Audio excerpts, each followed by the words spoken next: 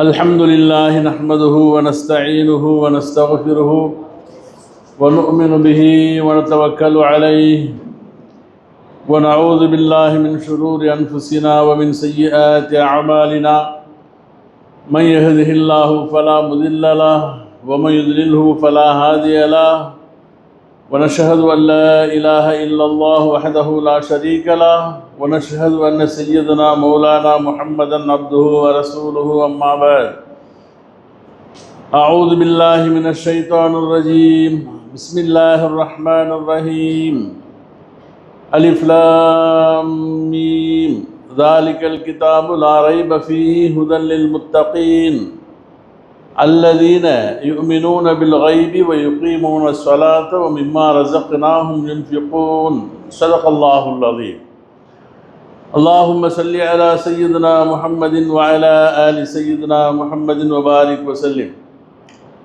اللهم صل على سيدنا محمد وعلى آل سيدنا محمد وبارك وسلم اللهم صل على سيدنا محمد وعلى آل سيدنا محمد وبارك وسلم السلام عليكم ورحمة الله وبركاته. புனிதமிகு ரமதானுடைய மாதத்தின் அல்லாஹு தஆலா தன்னுடைய மக்ஃபிரத் என்ற பாவ மன்னிப்பை விசாலப்படுத்தி இருக்கக்கூடிய இரண்டாவது 10 நாட்களின் இறுதி நாளிலே ஜும்மாவில் நாமெல்லாம் ஒன்று கூடியிருக்கின்றோம். இன்ஷா அல்லாஹ் இன்றைய மக்ரிபிலே இருந்து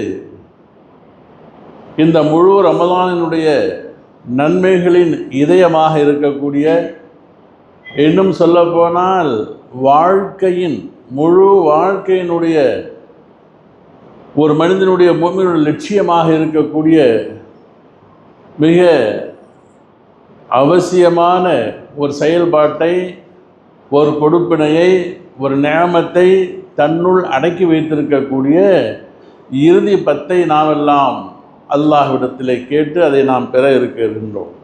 அல்லாஹ் நமக்கு அதை நசீபாக்கி தர வேண்டும். ஆமீன். அது என்ன மாபெரும் நசீபு, வாழ்க்கையின் லட்சியம் என்று சொல்லக்கூடிய அளவுக்கு பெரிய தன்மை என்று பார்ப்போம் என்றால், பிந்திய 10 நாட்கள் நரக விடுதலையை அல்லாஹு தஆலா அதிகமாக செய்யக்கூடிய நாட்கள். அடியார்களுடைய பாவங்களை எல்லாம் பொருட்படுத்தாமல் அவரிடத்தில் யார் கரம் ஏந்துவார்களோ அவர்களுடைய பாவங்கள் அனைத்தையுமே அல்லாஹு தஆலா சிறியது பெரியது என்று பார்க்காமல் அனைத்தையும் அல்லாஹு தஆலா மன்னிக்க தகுதி படைத்த சிறந்த நாட்கள். அப்போ மனிதனுடைய லட்சியமும் அதுதான். அல்லாஹ் திருமறையில் கூறுவான், ஃபமன் ஸுஹ்ஸிஹ அனின் நாரி வ உத்கிலல் ஜன்னத ஃபகத் ஃபாஸ். யாரை நாளை கியாமத் நாளையில் அல்லாஹு தஆலா உங்களுக்கெல்லாம் நரகிலிருந்து விடுதலை தந்து விட்டோம், நீங்கள் சுருக்கத்துக்குள் நுழையுங்கள் என்பதாக யாரையெல்லாம் அல்லாஹ் பார்த்து சொல்லி விடுவானோ அவர்கள்தான் உண்மையான வெற்றியாளர்கள் என்பதாக அல்லாஹ் சொல்கிறான். அப்போ மனித வாழ்க்கையின் லட்சியம் நரக விடுதலை, சொர்க்கத்தை அடைவது. இந்த இத்கும் மினன் நார், நரக விடுதலை என்ற அந்த சிறந்த அமலை அல்லாஹு தஆலா அந்த சிறந்த நசீபை பொதுவாக விசாலப்படுத்தி வைத்திருக்கக்கூடிய நாட்கள் தான் ரமலானுடைய பிந்திய 10 நாட்கள். இன்னும் அந்த 10 நாட்களுடைய சிறப்புகள் நிறைய சொல்லலாம். 1000 மாதங்களை விட சிறந்த இரவை கொண்ட அந்த இரவை அல்லாஹ் அதில் மறைத்து வைத்திருக்கின்றான். எந்த இரவு என்பதாக சொல்லப்பட இல்லை, ஒவ்வொரு இரவுமே இருக்கக்கூடும். அப்பேற்பட்ட நேமத் பொருந்திய அந்த 10 இரவுகள் 10 நாட்கள். எனவே தான் என் பெருமானார் ஸல்லல்லாஹு அலைஹி வஸல்லம் அவர்கள் நோன்பு கடமையாக்கப்பட்ட ஹிஜ்ரி 2ஆம் ஆண்டில் இருந்து ஒவ்வொரு ரமதானிலும் மிக அதிகமாக சிரத்தை எடுத்துக்கொள்வார்கள். பிந்திய 10 ரொம்ப அதிகமாக அவர்கள் அதை அமல் செய்வதில் ஆக்கிக் கொள்வார்கள். அன்னை ஆயிஷா ரலியல்லாஹு தஆலா அன்ஹா அறிவிக்கின்றார்கள், இதா தஹல அஷரு அவாஹிரு மின் ரமலான், ரமலானுடைய மாதத்தின் பிந்திய 10 நாட்கள் வந்து விடுமையானால் நாயகம் பெருமானார் ஸல்லல்லாஹு அலைஹி வஸல்லம் அவர்கள் அஹ்யல் லைல குல்லஹு, எல்லா இரவுகளையுமே இபாதத்தை கொண்டு ஹயாத்தாக்கி வைப்பார்கள். வஐகல அஹ்லஹு, தங்களுடைய குடும்பத்தினர்களை எல்லாம் எழுப்பி அமல் செய்வதற்காக எங்களை எல்லாம் தூங்க விடாமல் அமல் செய்யும்படியாக சொல்வார்கள். மேலும் வஷுத்த மிஸ்ரஹு, தங்களுடைய இடுப்பாடையை இருக்க கட்டி கொள்வார்கள் என்றொரு வார்த்தை. என்ன பொருள் அது? ஒரு வேலையை மும்முரமாக செய்யக்கூடியவன் தங்களுடைய ஆடைகளை சரி செய்து கொண்டு அந்த காரியத்திலே முழுமையாக ஈடுபடுவார் அல்லவா? அப்படி பெருமானார் ஸல்லல்லாஹு அலைஹி வஸல்லம் அவர்கள் பிந்திய 10 நாட்களிலே அமல் செய்வதை அவர்கள் மிக அதிகமாக ஆர்வம் காட்டச் செய்தார்கள் என்பதாக அறிவிக்கப்படுகின்றது. அது மட்டுமல்ல, அந்த பிந்திய 10 நாட்களிலே நாயகம் பெருமானார் அவர்கள் அந்த மதீனாவிற்கு போனதிலே அந்த ஹிஜ்ரி 2ஆம் ஆண்டு முதல் ஒவ்வொரு 10 நாட்களிலும் இஅ்திகாஃப் என்ற அமலை அவர்கள் மேற்கொள்வார்கள். எந்த ஆண்டில் ரசூல் ஸல்லல்லாஹு அலைஹி வஸல்லம் வஃபாத் ஆனார்களோ அந்த ஆண்டில் 20 நாட்கள் இஅ்திகாஃப் இருந்தார்கள். அப்போ இஅ்திகாஃப் என்பது அல்லாஹ்வுக்காக வேண்டி தன்னை முழுமையாக அவருடைய தர்பாரிலே தன் தேவைகளை சொல்லி அதை சரணாகதி ஆகுவது, அல்லாஹ்வுடைய கதவை தட்டுவது என்பதாக பெருமானார் ஸல்லல்லாஹு அலைஹி வஸல்லம் சொன்னாங்க.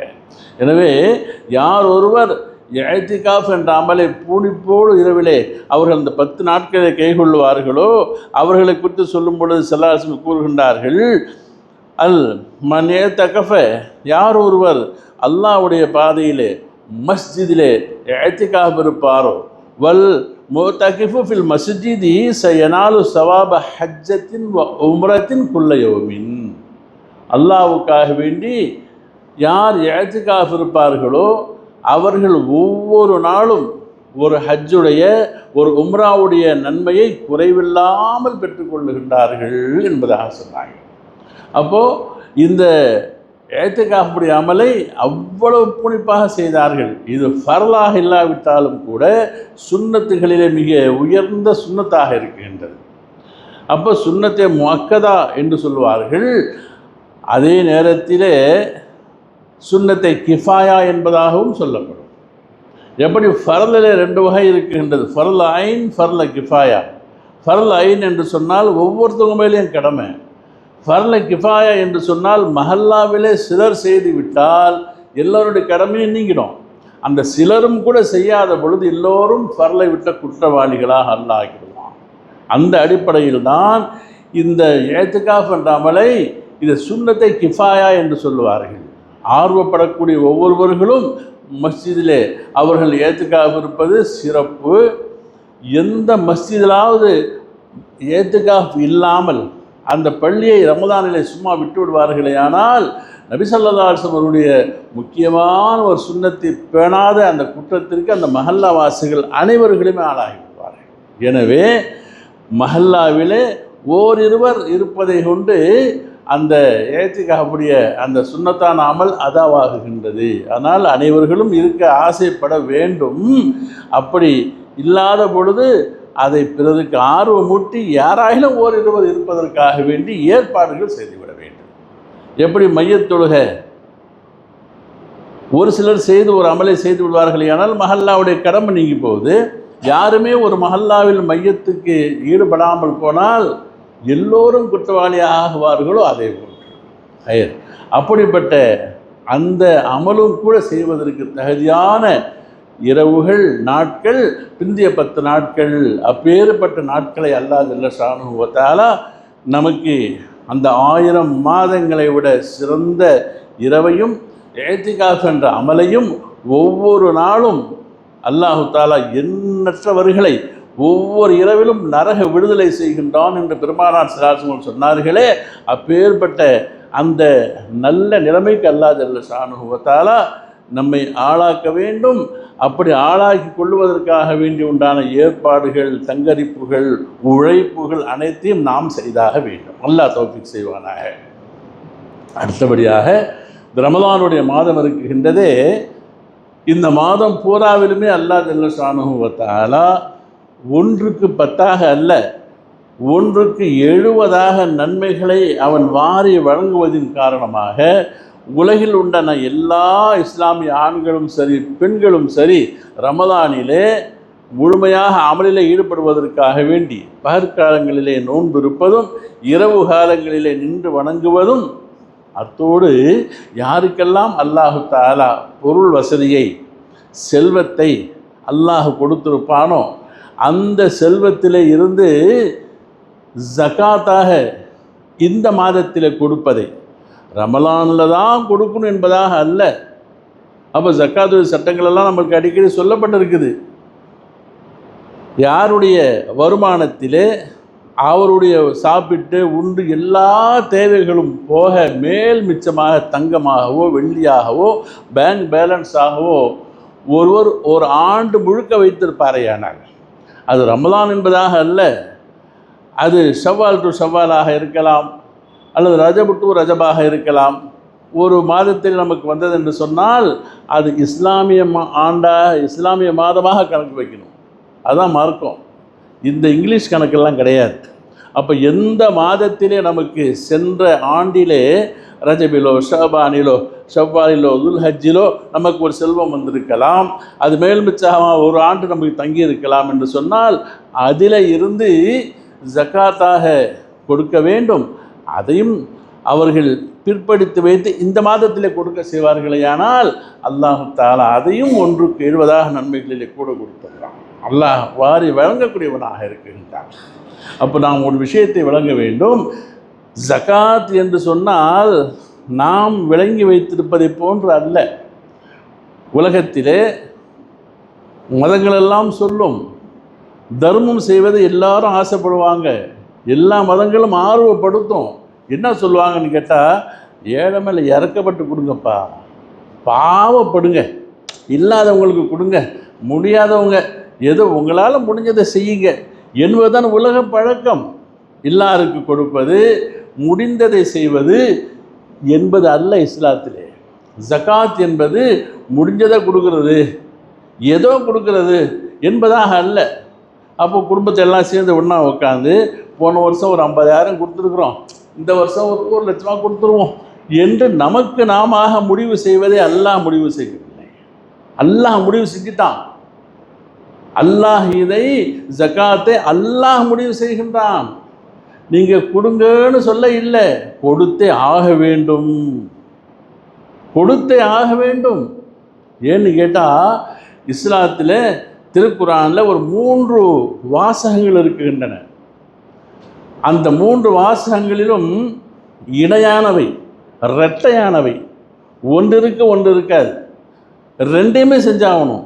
இதையும் செய்யணும் அதையும் செய்யணும். எல்லாம் சேர்த்து சேர்த்து சேர்த்து சேர்த்து சொல்கிறான். 3 விஷயங்கள் இருக்கின்றன. அந்த 3ம் இணைகள். இதுவும் இருக்கணும் அதுவும் இருக்கணும், இதுவும் இருக்கணும் அதுவும் இருக்கணும்.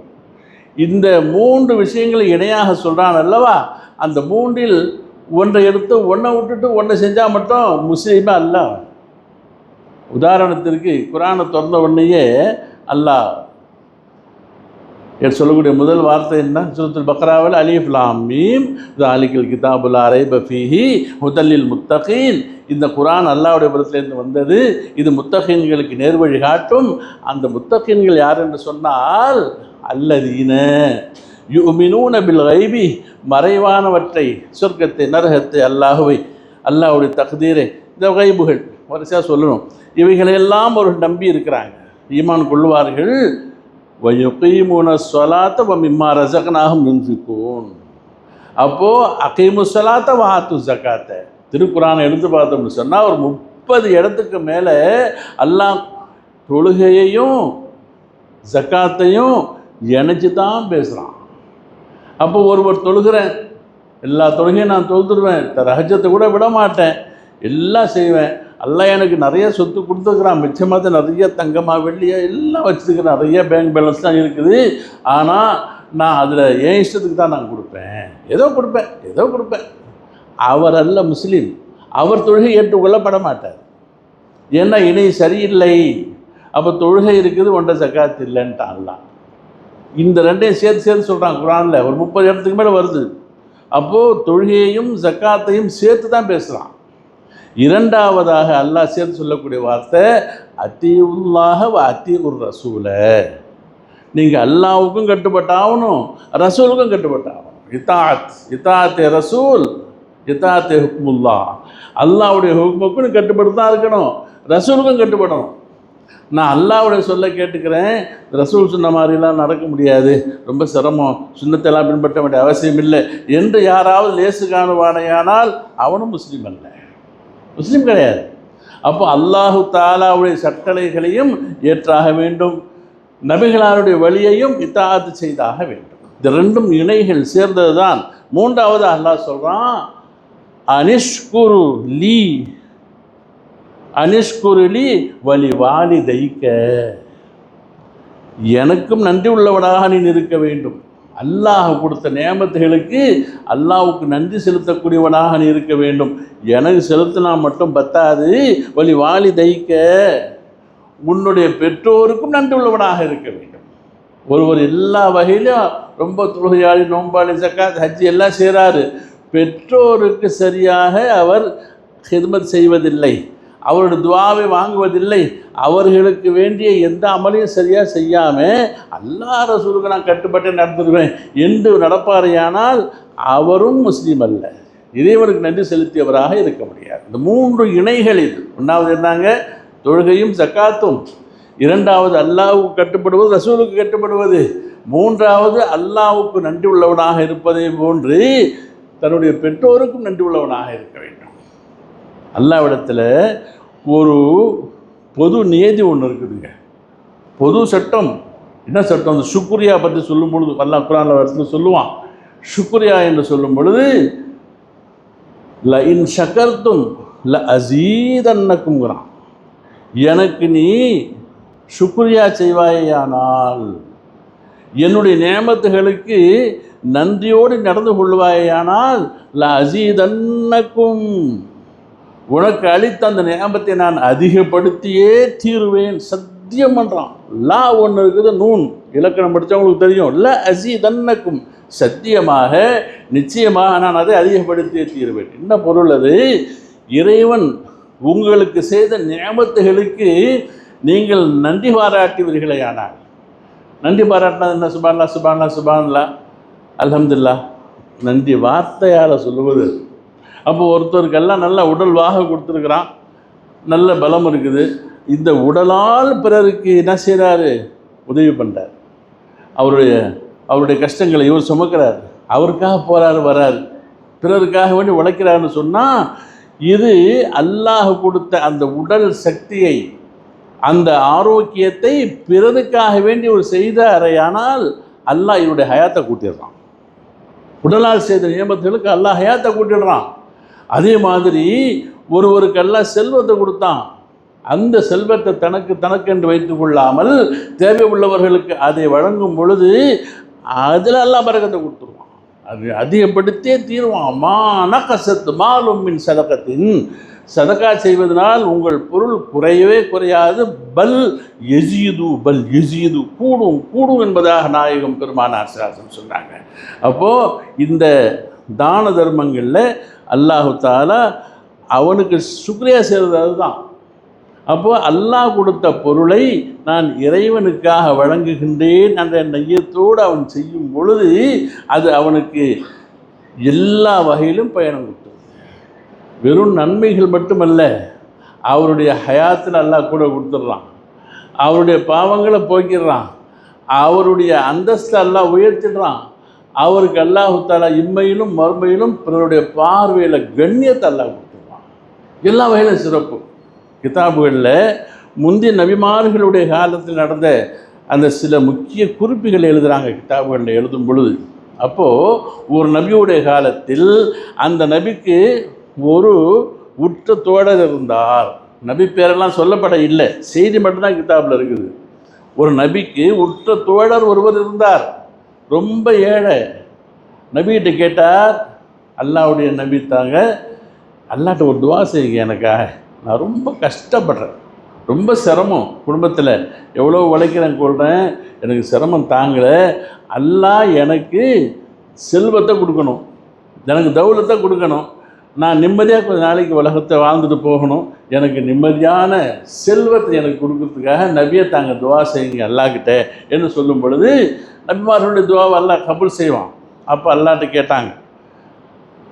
அந்த அல்லாஹ் அவர்களுக்கு ஒரு பதில் சொன்னான், நபி அவர்களே, அந்த உங்கள் நண்பர்கிட்ட போய் சொல்லுங்கள், இவர் இத்தனை வருஷம் வாழ்ந்துட்டார், மிச்சம் உண்டான காலம், நான் இவ்வளோ காலம்னு சொல்ல மாட்டேன்ட்டான்ல, மிச்சம் உண்டான காலத்தில் 2 பங்காக ஆக்கி அதில் ஒரு பங்கை, உதாரணமாக ஒரு 40 வருஷம் ஹயாத்தா இருக்க போகிறான்னு வச்சுக்குவோம், இது மேலே அவரோட வாழ்க்கையில், அதில் 20 வருஷத்தை ஏழ்மையாக வைப்பேன், அவருக்கு 20 வருஷத்தை பயங்கர செல்வந்தராக ஆக்க போகிறேன்.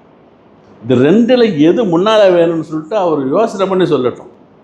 இனிமேல் வாழப்போகிற காலத்தில் பாதி வாழ்க்கை அவருக்கு நான் ஏழ்மையாக வைக்க போகிறேன், பாதி வாழ்க்கையை நீங்கள் கேட்டதுக்காக வேண்டி அவருக்கு செல்வத்தை நான் கொடுக்க போகிறேன், இந்த 2ல் எது முன்னால் வேணும்? அப்போ முதல் ஹாஃபில் வந்து அவர் சந்தோஷமாக வசதி உள்ளவராக இருக்கணுமா, இல்லை செகண்ட் ஹாஃபில் இருக்கணுமா? எதை அவர் சொல்கிறாரோ அப்படியே நீங்கள் துவா கேளுங்க, நான் கொடுத்துட்றேன்ட்டான்லாம். அப்போ நபி கூப்பிட்டாங்க, அல்லாஹ் உனக்கு இப்படி சொல்லிக்கிறான்ப்பா, மிச்சம் உண்டான உன்னுடைய வாழ்க்கையில் பாதி வாழ்க்கை உனக்கு செல்வத்தை கொடுக்க போகிறான், பாதி வாழ்க்கையை உனக்கு கஷ்டத்தை கொடுக்க போகிறான். இது அல்லாஹ்வுடைய நேதி ஆயிடுச்சு. உனக்கு செல்வம் முதல்ல வேணுமா, இல்லை சங்கடம் முதல்ல இருக்கட்டுமா, கொஞ்சம் யோசனை பண்ணி சொல்லு என்று சொல்லும் பொழுது வீட்டுக்கு போனார். நான் கேட்டுட்டு வந்து சொல்கிறேன், யோசனை பண்ணி சொல்கிறேன். 2-3 நாளாக வீட்டில் வந்து ஃபஸ்ட் ஹாஃபில் வந்து நம்ம செல்வத்தை கேட்போமா, செகண்ட் ஹாஃபில் கேட்போமா என்று யோசனை பண்ணுறார். அவர் நினச்சி பார்க்குறாரு, நம்ம கஷ்டவாளியாகவே இருந்துட்டோம், இன்னும் ஒரு கொஞ்சம் நாளைக்கு கஷ்டவாளியாக இருந்துவிட்டு மூத்தா போகக்கூடிய நேரத்தில் நம்ம கொஞ்சம் ராகத்தா நல்ல விதமாக இருந்துட்டு போவோமே என்பதாக நினைக்கிறார். இன்னொரு சமயம் எப்படி நினைக்கிறார், என்ன சொல்கிறாரு, முதல் ஹாஃபில் நம்ம பெரிய பணக்காரனாக இருந்துவிட்டு அப்புறம் சாகும்போது ஏழையாக செத்துட்டோம்னாக்கா, பாடுறா நல்லா இருந்த மனுஷன் சாகும்போது ரொம்ப கஷ்டவாளியாக போட்டாடுறான் சொல்லுவான். என்ன செய்யலாம்னு யோசனை பண்ணி சரி கஷ்டத்தோடு கஷ்டமாக அனுபவிச்சுடுவோம், பிறகு கடைசி காலத்தில் நம்ம உழைக்க முடியாத காலத்தில் செல்வம் வந்தால் சந்தோஷமாக இருக்கலாம் என்பதாக சொல்லி, சரி செகண்ட் ஹாஃபில் வசதியாக இருக்கிறேன், ஃபஸ்ட் ஹாஃபில் நான் கொஞ்சம் ஏழ்மையாக இருந்துட்டு போயிடுறேன், சபூர் செஞ்சுக்கிறேன், இதை அல்லாட்ட நீங்கள் சொல்லிவிடுங்க, எனக்கு எல்லாம் அப்படியே கொடுத்துடட்டோன்னு போய் சொல்ல போகிறார். மனைவி இருக்கிறாங்கல்ல, அவங்க எங்கே வந்தீங்க 2 நாளாக 3 நாளாக பேச மாட்டேங்கிறீங்க, சரியாக சாப்பிட மாட்டேங்கிறீங்க, தூங்க மாட்டேங்கிறீங்க, என்னமோ சிந்தனையிலே நீங்கள் இருக்கிறீங்க, இப்போ இங்கே வேகமாக போகிறீங்களா, என்ன செய்தி சொல்லிட்டு போங்கன்னுச்சது. அவர் சொன்னார், இந்த மாதிரி நபிகிட்ட கேட்டேன், அல்லாஹ் இப்படி சொல்லியிருக்கிறான், ஃபஸ்ட் ஹாஃபில் வசதி வேணுமா செகண்ட் ஹாஃபில் வேணுமான்னு கேட்குறான்.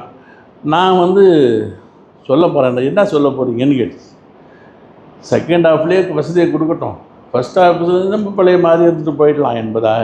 வைத்தியமணி உனக்கு யோசனையே இல்லையா, வயசான காலத்தில் போய் செல்வம் வந்து என்ன செய்ய போகிற, சாப்பிட முடியுமா, தூங்க முடியுமா, அதை அனுபவிக்க முடியுமா, ஃபஸ்ட் ஹாஃப்லேயே கேளு அப்படின்ச்சான். என்ன சொல்லிச்சு, நல்ல வசதியாக நல்ல சந்தோஷமாக உடல் ராகத்தாக இருக்கும்போது கேட்டு இப்போவும் அனுபவிக்கலாம் கேளு. யோசிச்சது தான், அதுவும் சரி தான், வயசான காலத்தில் காசு வச்சு நம்ம என்ன செய்ய போகிறோம்னு சொல்லிவிட்டு நபிக்கிட்ட போனார், சொன்னார், அல்லாஹ்கிட்ட துவா செஞ்சாங்க.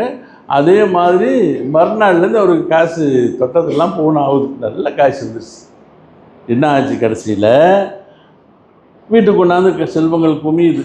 இந்த அம்மா என்ன பண்ணுச்சு, அந்த செல்வத்தை தன்னுடையக்காக நகை வாங்குச்சு.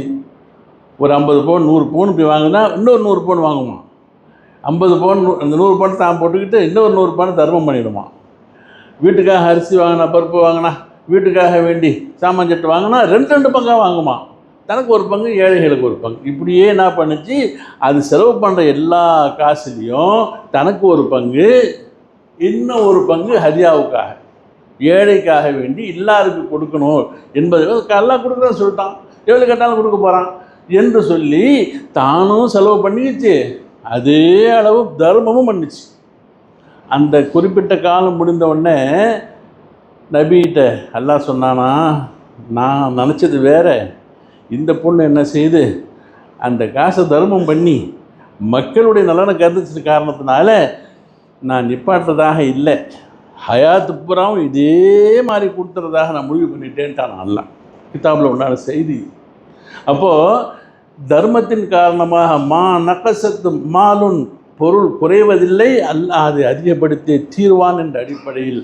அதுக்குன்னு மட்டும் இல்லைங்க, நிச்சயமாக அல்லாஹ் தஆலா இந்த சமுதாயத்தில் மட்டும்தான் இந்த பொருளாதார சிக்கலை நீக்குவதற்காக வேண்டி சமத்துவத்தை சகோதரத்துவத்தை பாதுகாப்பதற்காக செய்யப்பட்ட சிறந்த சூட்சமமான செய்தி. இஸ்லாம்னு சொன்ன அர்த்தம் சலாமத், நிம்மதின்னு அர்த்தம். சலாம் சொல்கிறோம், என்ன சொல்கிறோம்? உங்கள் மீது சாந்தியும் சமாதானமும் உண்டாகுக. இஸ்லாம்னு சொன்னாலே அமைதி மார்க்கம், சந்தோஷத்தை தரக்கூடிய மார்க்கம், திருப்தியை தரக்கூடியது. என்னுடைய கையாலேயோ வாயாலேயோ கண்ணாலேயோ என்னுடைய எந்த அவயவத்தாலும் உனக்கு எந்த விதமான தொல்லையும் இல்லைப்பா, நீனும் நல்லா இரு நான் நல்லா இரு, இதான சொல்கிறோம். இதுதான் இஸ்லாம். அப்போது தானும் நல்லா இருக்கணும், பிறருக்கும் நன்மையை நாடணும் என்பதற்காக வேண்டி சொல்லப்பட்டது தான் இஸ்லாமிய சட்டங்கள் அனைத்துமே. அப்படி இருக்கும் பொழுது உலக மார்க்கங்களுக்கெல்லாம் இது வித்தியாசப்படுது இஸ்லாமிய மார்க்கம். ஏன்னு கேட்டால், உலகத்தில் நிம்மதி என்பது எப்போ கிடைக்கும்? என்ன இருந்தால் நிம்மதி? ஒருத்தவனுக்கு எல்லாம் இருக்குது, சாப்பிட வசதி மட்டும் இல்லை, கை கால் நல்லா இருக்குது, சலாமத்தாக இருக்குது, எல்லாம் இருக்குது, கொண்டாடி பிள்ளைலாம் இருக்குதான், வசதி இல்லை, காசு இல்லை, தொழில் வளம் இல்லை என்று சொன்னால் அதை விட வேறு என்னங்க வேணும்? கஷ்டம். அப்போது பொருளாதார சிக்கல் நீங்கி போகுமேயானால் அவனுக்கு நிம்மதி. அல்லாஹ் அதில் கையை வச்சுட்டான். இஸ்லாம்னு சொன்னால் பொருளாதாரத்தை சரி செய்யணும். அப்போ அந்த பொருளாதாரத்தை எல்லாருக்கும் அல்லாஹ் கொடுக்க முடியும், எல்லாருக்கும் கொடுக்க முடியும். அல்லாஹ் நினச்சான்னு சொன்னால் அவனுக்கு பெரிய செய்தி அல்ல. அல்லாவுடைய நியமத்துகளை பற்றி சொல்லணும்னு சொன்னால் எல்லாருக்கும் கொடுத்தாலும் அல்லாவுடைய ஹசானாவில் எப்படி ஒரு ஊசியை கடலிலே விட்டு எடுத்தால் அந்த ஊசியில் பட்டுக்கிற அந்த தண்ணி கூட அந்த கடல் தண்ணியை குறைச்சிடுமா. ஒரு ஊசியை கடல் தண்ணியில் விட்டு எடுத்தோம்னா அந்த ஈரம் கடல் தண்ணியிலேருந்து கொஞ்சம் குறைஞ்சிருமா. அல்லாவுடைய நியமத்தை அது கூட குறையாதான். கடல் மாதிரி எவ்வளோ எடுத்தாலும் குறையாது. அப்படிப்பட்ட அல்லாஹ் எல்லாருக்கும் வசதியை கொடுத்துட்டு போகலாம்ல, கொடுக்கலாம். கொடுத்துட்டா இந்த உலகம் ரன் ஆகாது, உலகம் நடக்காது. வீட்டில் சாக்கடை அடைச்சிக்கிச்சு, யாரை போய் கூப்பிடுவீங்க நீங்கள்? ஒருத்தரை கூப்பிட்டுறப்பா வேலையை பாரு, யாரை பார்த்து இன்னும் கோடி கொட்டி கிடக்கு எங்கள் வீட்டில், எனக்கு இத்தனை கார் ஓடுது, நான் சாக்கடை எடுக்கலாமா, இந்த செருப்பு கொஞ்சம் அறுந்து போச்சுருவா, அதுக்கு தச்சு போகிறேன் போய் கேட்க முடியுமா? எவன் செருப்பு தைக்க உட்காருவான்? யார் ட்ரெஸ்ஸு செய்வா? யார் வீடு கட்ட வருவா? எல்லாம் வசதியாக இருக்கிறானே. அப்போ உலகத்தில் அந்த ஏற்றத்தாழ்வு என்பது, ஒருவரை அண்டி படைப்பது, ஒருவரிடத்தில் உதவி தேடுவது, ஒருவருடைய தேவைக்கு இவர் கையேந்துவது எல்லாம் இருக்குது உலகத்தில். அப்போ தான் சுழற்சியாகும், உலகம் நடக்கும். இல்லை எல்லாருமே வசதியாக இருந்துட்டாக்கா அப்புறம் என்ன இருக்குது? காசுக்கு என்ன மதிப்பு, பணத்துக்கு என்ன மதிப்பு இருக்குது? இல்லையா? அதனால் அல்லாஹு தஆலா இந்த உலகத்தின் சுழற்சியை இந்த பொருளாதாரத்திலே ஒரு வகையினர்களுக்கு அதிகப்படுத்தி ஏழைகளையும் வச்சிருக்கிறோம். ஏன்னு சொன்னாலாம் காரணம் சொன்னான், கைலா யக்கூன தூலத்தம் பயனல்லாகனியாயமின்கும், செல்வம் செல்வந்தர்களோடு அவர்கள் கையிலேயே பிறளாமல் இருப்பதற்காக வேண்டி, எல்லோர் கரங்களுக்கும் சென்று சேருவதற்காக வேண்டி ஜக்காத்தை நாம் கடமையாக்கினோம்னு சொல்கிறோம். அப்படிப்பட்ட அந்த ஜக்காத் என்பது நிலமான தலைப்பு, பேசிகிட்டே இருக்கணும். 4 வகையில் எல்லாம் ஜக்காத்தை சொல்கிறான். ஜக்காத் எதில் கேட்குறான்ல? 4 வகையில் கேட்குறான். ஒன்றாவது இந்த வெள்ளி தங்கம் இதன் மூலமாக வரக்கூடிய பேங்க் பேலன்ஸுகள், காசு பணம் எல்லாம் அதில் உள்ளது தான். அப்போது ஒரு நாட்டினுடைய பொருளாதாரத்தில் கொஞ்சம் தங்கம் வெள்ளியை வச்சு தான் மதிக்கிறான். அப்போ தங்கமும் வெள்ளியும் அதனால் ஏற்படக்கூடிய இந்த பேங்க் பேலன்ஸு, இந்த கரன்சி எல்லாம் ஒரு வகை. 2வது வகை அல்லாஹ் தஆலா ஜக்காத்தை கேட்பது உங்களுடைய வியாபார சரக்குகளில் கேட்குறாங்க. வியாபார சரக்குகள் வாங்கி அடிக்க வச்சுருக்காது, கோடிக்கணக்கில் வியாபாரி சரக்கு வச்சு அந்த சரக்குலாம் கொடுக்கணும். 3வது விளைச்சலிலே இருந்து, வயல்களில் விளைச்சல் ஏற்படுது, அந்த விளைச்சலில் இருந்து 2 வகை அது 2ஆக பிரிக்கப்படுகின்றது. ஒன்று இயற்கையாக தானாக விளையக்கூடியவைகள், தோட்டம் வச்சுருக்கிற பெருசாக மூங்கில் தோட்டம், இது ஒன்று தண்ணி அரைக்க போகிறது இல்லை, வருஷம் வெட்டிட்டு வந்துடலாம். அல்லது பெரிய மரம் காடுகள் இருக்குது, மலை இருக்குது, அது நிறைய வருமானம் வருது, இதில் அவர் உழைக்கிறது இல்லை. இப்படி உழைப்பில்லாமல் அந்த நேரடியாக தானாக வளரக்கூடியவைகளிலே அதை அறுவடை செய்யும் பொழுது 10ல் 1 பங்கு கொடுக்கணும். அறுவடை செய்யும்போது தான் வருஷம் இல்லை, நீர் பாய்ச்சி உழுது கஷ்டப்பட்டு விளைய வைக்கிறார் இல்லை விளைச்சல்கள், இந்த விளைச்சலிலேருந்து 20ல் 1 பாகம் கொடுக்கணும். இது மூணாவது. அப்போ தங்கம் வெள்ளியில் அடுத்த வியாபார சரக்குகளில் மூன்றாவது இந்த மாதிரியான விளைச்சல்களில், நான்காவது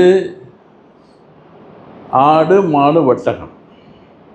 இந்த கால்நடைகள் இந்த மூணில் தான், வேறெல்லாம் கிடையாது. எது நம்ம குர்பானி செய்யப்படுமோ எது சாப்பிடப்படுமோ அவைகளில்.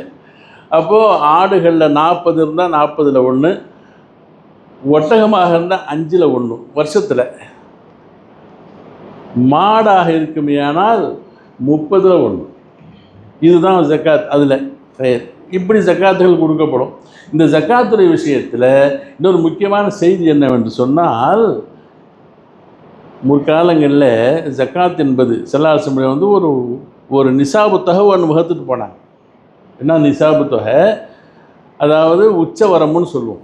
யார் ஜக்காத்து கொடுக்க தகுதி படைத்தவர்கள் என்று வரும்போது ஒரு உச்சவரம்பு.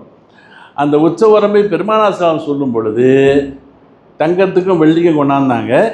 எவ்வளவு தங்கம் இருந்தால் அவர்களுக்கு ஜக்காத்து, எவ்வளவு வெள்ளி இருந்தால் ஜக்காத், இதை பார்க்கணும். அப்போ 20 தீனார்கள்.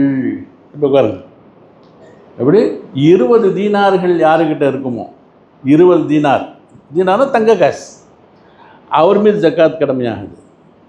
அடுத்தபடியாக வெள்ளியாக இருந்தால் 200 வெள்ளி காசுகள், 200 வெள்ளி காசுகள் 20 தீனார்கள். இது ஏன் கணக்கு வச்சாங்கன்னு சொன்னால், ஸல்லல்லாஹு காலத்தில் 200 வெள்ளி காசை கொடுத்தா ஒரு தீனார், அந்த 20 தீனாரை வாங்கிடலாம். 200 கொடுத்தா 20 வாங்கிடலாம். 20 பவுன் காசை கொடுத்தாக்கா 200 வெள்ளி காசு வாங்கலாம். இப்படி தான் இருந்துச்சு, சமமாக இருந்தது. இப்போ இருக்குதா? இப்போ வெள்ளியும் தங்கமும் ஒரே மாதிரியாக இருக்குதா? இந்த அளவில் இல்லை. ஏன்னா நாளுக்கு நாள் எகிரிக்கிட்டு போகுது விலை. தங்கத்து விலை எங்கேயோ போயிடுச்சு. நேற்று உட்காந்து கணக்கு பார்க்கும் பொழுது 1 கிராம் விலை 8290. 8290. அப்போது அந்த 20 தீனார்களை கணக்கு போடும்பொழுது இன்றைய அப்புறம் 87.5 கிராம்னு சொல்கிறோமா இல்லையா? 87.5 கிராம் தங்கம் இருந்தால் ஜக்காத்துன்னு சொல்லிட்டு, அதை பெறுவதற்கு இன்றைய காசு நான் கேட்டால் 7,25,375 ரூபா தேவைப்படுது. எத்துக்கு அந்த 87.5 கிராம் தங்கம் வாங்குவதாக இருந்தால் 7,00,000 வரைக்கும் போயிடுது. ஆனால் வெள்ளி கணக்கு பார்க்கும் பொழுது அந்த 612 கிராம் வருது. அதோடைய விலை பார்த்தா எத்தனை வருது? 69,825 ரூபா. ரொம்ப கம்மியாக இருக்குது. இப்போ இந்த 7,000 காசையும் இந்த 67,000 ஒன்றா ஆக முடியாது.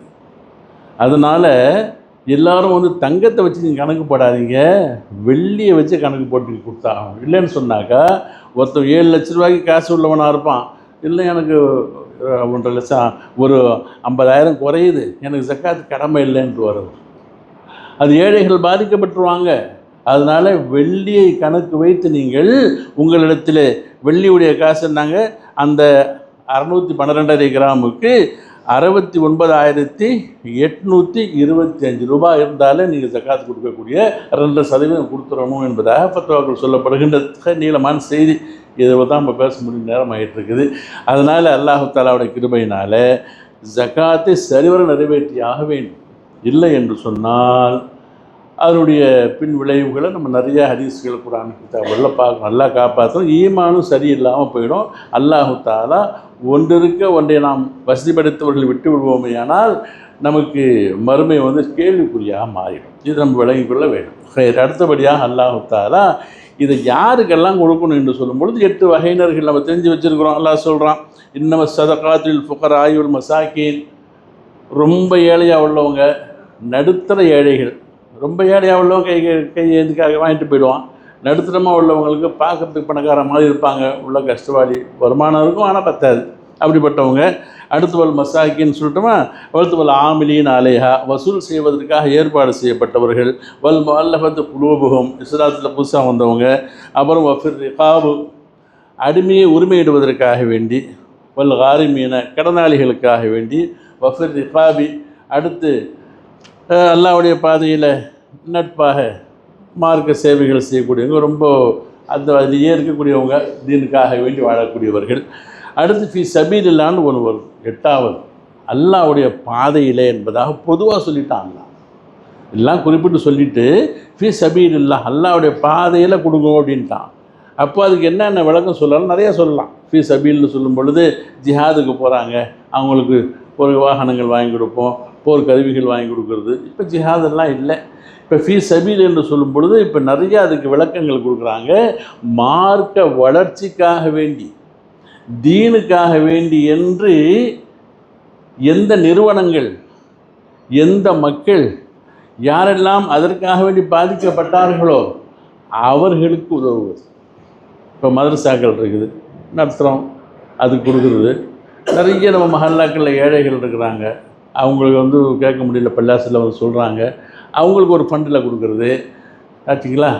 அடுத்து இன்னும் பல தேவைகளில் இப்போது சமீப காலமாக இஸ்லாமிய கைதிகளை, முஸ்லீம்களை பிடிச்சி உள்ளே நிறையா போட்டு வச்சுருக்கிறாங்க. அங்கே நம்முடைய ஊர்லேயும் கூட ஒரு 40 பேர் ஜெயிலில் இருக்கிறாங்க. நம்ம மலையில், அந்த கேப்பர் மலையில் அவங்களுக்கு சஹர் உணவெல்லாம் போயிட்டு நம்ம மஹல்லாவில் செஞ்சுருக்கிறாங்க. நம்ம மஞ்சள் குப்பத்தில் செய்கிறாங்க, நம்ம மஹல்லாவிலையும் இதெல்லாம் நம்ம கொடுக்க வேண்டிய அவசியம், கட்டாய கடமையான ஒன்றும். இதெல்லாம் ஃபீ சபீலில் உள்ளது. அப்போது இந்த நற்காரியங்கள்லாம் தேடி தேடி பார்த்து கொடுக்குறது. யாரும் சிந்திக்க மாட்டாங்க, ஏதோ ஒரு கேட்டாரு கொடுத்தோம், இதெல்லாம் இருக்குதான்னு சொன்னால் யார் தான் செய்வா, யார் தான் கொடுப்பா? அவங்களுக்கு நம்ம தான் செஞ்சால் தேடி போய் கொடுக்கணும். அப்போ அவங்க என்ன குடும்பத்துக்காகவா பழி போடப்பட்டு இஸ்லாத்தின் மீது வன்மமான முறையில் உள்ள வச்சுருக்கிறாங்க. அவங்கள பார்க்குறோம், கஷ்டப்படுறாங்க.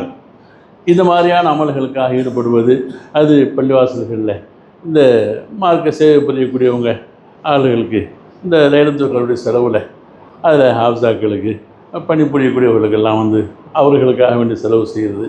இப்படி எண்ணி பார்த்தா நிறையா இருக்குது. ஃபீ சபீலில்லாஹ் சும்மா நிறையா வந்துடும். அதில் மதரசாக்கள் வரும், மக்தபுகள் வரும், அதே மாதிரி ஊருடைய அந்த பொது நிதி அதுக்காக வரும். பள்ளியாசு நிதி வேறு, அது அதில் போட்டுறக்கூடாது, கஞ்சி காய்ச்சல் காய்ச்சலில் போட்டுறக்கூடாது.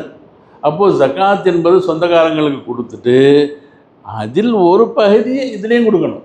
எல்லாம் அப்படியே கொடுத்துருங்கன்னு கேட்கல. நீங்கள் கொடுக்க வேண்டியவங்க சித்தப்பா பெரியப்பா பிள்ளைங்க இருப்பாங்க, குடும்பத்தில் ரொம்ப ஏழப்பட்டவங்க இருப்பாங்க, அவங்களாம் செய்யுங்க. இதுக்கும் நம்ம கொடுக்கணும். அப்போ இதெல்லாம் கொடுக்கும்பொழுது அல்லாஹ் சவாப் அதிகமாக கொடுத்துட்றான். அப்படிப்பட்ட நல்ல ஒரு தருணம், கடைசி 10 அல்லாஹ் நரக விடுதலை கொடுக்கறதுக்கு இதையெல்லாம் பார்க்குறான். இவருடைய மனசை பார்க்குறான். எல்லா பாவங்கள் அதிகமாக இருந்தாலும் கூட இந்த கல்வு அல்லாஹ்வுக்காக கொடுக்கணுங்கிற எண்ணத்தை, நம்ம கொடுத்த காசு அவங்களும் கொடுக்குறாங்க பாருங்கள், அல்லாஹ்வுடைய தன்மையை அவங்க கையில் எடுத்துட்டாங்க சொல்லும்பொழுது அல்லாஹ்வுக்கு அவ்வளோ குஷியாகிடுறான். எவ்வளோ பாவமாக இருந்தாலும் மன்னித்து விட்டுருவான். அப்பேற்பட்ட நல்ல காரியங்கள் இன்ஷா அல்லாஹ் வரக்கூடிய 10 நாட்களில் இருக்குது. இன்னும் குறிப்பாக லைலத்துல் கத்ரில் நம்ம நல்ல அமல்கள் செய்வதற்கு ரெடி ஆகிட்டு இருக்கிறோம். அதில் குறிப்பாக நம்ம கிருமாம்பாக்கத்தில் ஒரு மதரசா, உங்களுக்கெல்லாம் தெரியும், வருஷம் இது மிலாது விழாலாம் செய்வாங்க, பட்டமளிப்பு விழாலாம் கொடுத்துட்ருக்குறாங்க. அந்த ஒவ்வொரு மஹல்லாவில் இருந்தும் அந்த தராவியுடைய தொழுகைக்கு பிறகு அங்கே வருகை தரும்படியாக சொல்கிறாங்க. ஒரு பயானம் வச்சு ஜிக்கர்களுடைய மஜ்லிஸ் இரவு பூரா ஹயாத்தாக்கிறதுக்காக வேண்டி இன்ஷா அல்லாஹ் அதில் யாருக்கெல்லாம் முடியுமோ அதில் போய் அவங்க கலந்துக்கிடலாம். அல்லாஹ் தாலாவுடைய பேரவர்களால் இந்த ரமதானுடைய கடைசி பகுதியில் காசு பணங்களை எந்த அளவுக்கு அல்லாஹ்வுக்காக வேண்டி கொடுக்க முடியுமோ அந்த அளவுக்கு நம்ம கொடுத்து, வலோபி ஷிக்கு தமரத்தின்னு சொன்னாங்க. இத்தக்குன்னார வலோபி ஷிக்கு தமரத்தின், ஒரு பேரிச்சம்பளம் தான் உன்ட்ட இருக்குதா, அதில் பாதிய தர்மம் செஞ்சாவது நரக விடுதலையை பெற்றுக்கொள்ளுங்கன்னு சொன்னாங்க. சதாசிவம் அவ்வளோதான் இருக்குது. ஒரு பேரிச்சம்பளம் தான் இருக்குன்னா அதில் பாதியாவது கொடு, நீ பாதி வச்சுக்கோ என்று. அந்த அளவிற்கு தர்மத்திற்கு அல்லாஹ் தஆலா சவாபுகள் நன்மையை வச்சிருக்கிறான். அவைகளையெல்லாம் செய்து அல்லாஹ்வுடைய கிருபையை, இந்த நரக விடுதலையை, திருப்தியை பெற்றுக்கொள்ளக்கூடிய நல்லவர்களில் அல்லாஹ் நம்மளை கபூல் செய்வானாக. வாஹிர் தஅவானா அல்ஹம்துலில்லாஹி ரப்பில் ஆலமீன்.